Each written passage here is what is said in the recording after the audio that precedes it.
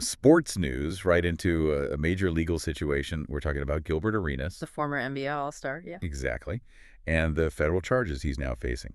So our mission today is really to cut through maybe the noise. Mm-hmm. The headlines. Yeah, and explore the specifics, what these allegations really mean, and the broader implications to give you a clearer picture. And I think this case, it's particularly interesting for this deep dive because it really highlights how gambling enforcement is, well, evolving. Especially for these kinds of private high-stakes games. Exactly. Federal authorities aren't just looking at, say, the amount of money involved, although that's part of it. They're focused on the scheme aspect. The scheme. How it was organized, marketed, maybe the whole network. That's quite different from, a casual poker game at home. And it definitely shows that even someone very high profile can get caught up in, well, pretty serious federal law. Okay, so let's unpack that. For a lot of you listening, Gilbert Arenas, you probably remember Agent Zero. Oh, yeah.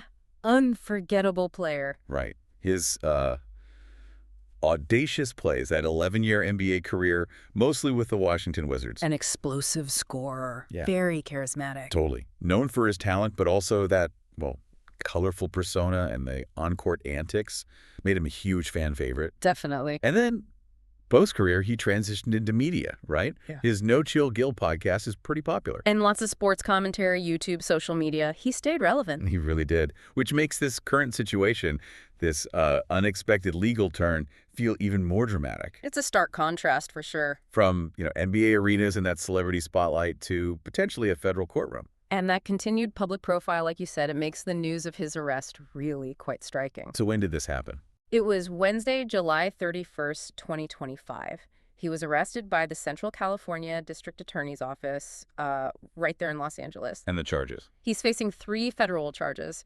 First, 1 count of conspiracy to operate an illegal gambling scheme. Okay. Second, 1 count of actually operating an illegal gambling scheme. Right. And third, this one's potentially very damaging, 1 count of making false statements to federal agents. Okay, let's break those down. Illegal gambling scheme. Conspiracy. In this federal context, what does that actually mean? And what's the difference between conspiracy and operating? Why federal? Good questions, because they are distinct. Operating means, well, you're running the show. Taking bets, paying out, managing the games themselves. It's the business end. Got it. Conspiracy to operate means you agreed with someone else, at least one other person, to commit that crime. You might not have even dealt the cards yourself, so to speak. Just agreeing to the plan is enough. Potentially, yes.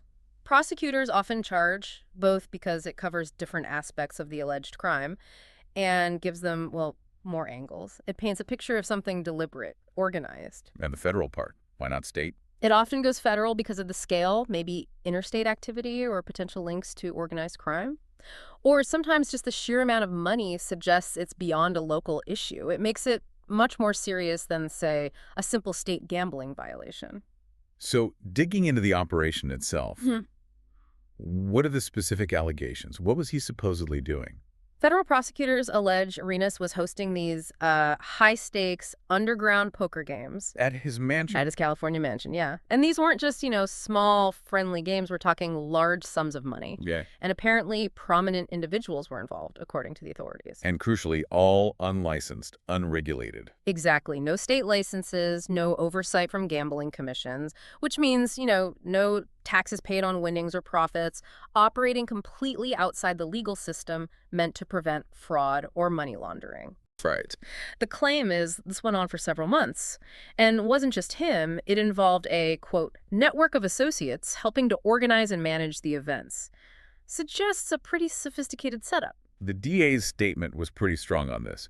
They said, no individual, regardless of fame or status, is above the law. And then talk about how these operations undermine lawful gaming and open the door to crime. Yeah, that's a very deliberate message. What makes these illegal operations such a threat from their perspective, beyond just, gambling without a license? Well, it's the lack of transparency, mainly. Without any oversight, there's no guarantee of fair play. Right. Cheating could be rampant. Could be.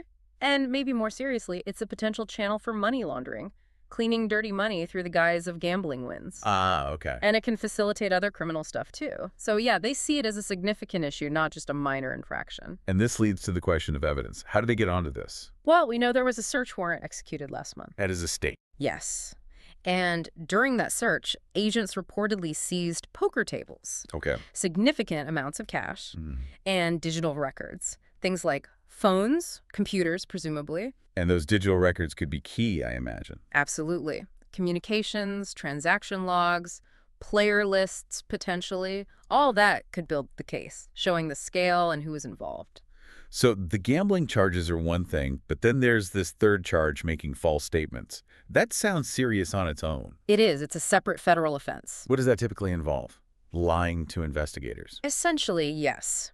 It alleges that during questioning, Arenas intentionally tried to mislead federal agents. Could be about anything, his role, who else was involved, the money, how long it went on. So it's not just refusing to talk, it's actively deceiving them. Exactly. It suggests obstruction, trying to cover things up. Prosecutors take that very seriously. It often makes plea bargains more difficult, too. Wow, okay, so if he were convicted on all these counts, what's he potentially looking at? The potential consequences are quite significant. If convicted on all counts, he could face up to 5 years in federal prison, 5 years. plus substantial fines and likely probation afterwards as well. And has he or his team said anything yet? Not officially. As of now, no public statement from Arenas or his lawyers. He's expected in federal court next week for his arraignment, so we might hear more then.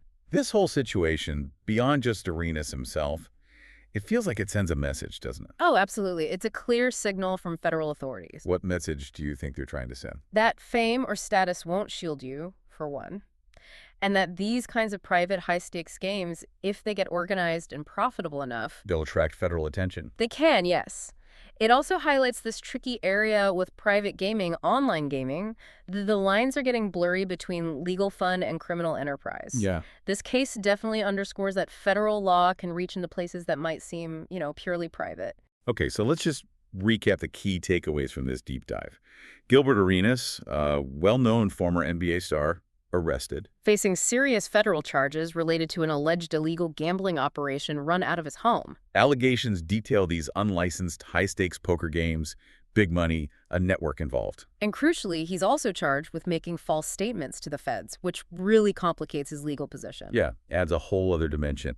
And the potential penalties are significant prison time, fines. Which leads to maybe a final thought here. Go ahead. In this era where, online betting is everywhere and high-stakes private games are maybe more common than we think, Right. what does a case like this really tell us about that very fine line, the line between what's considered legal entertainment and activity that crosses over into serious criminal territory? That's a really important question. And how will law enforcement keep adapting to this landscape? Something to watch. It's definitely something to think about.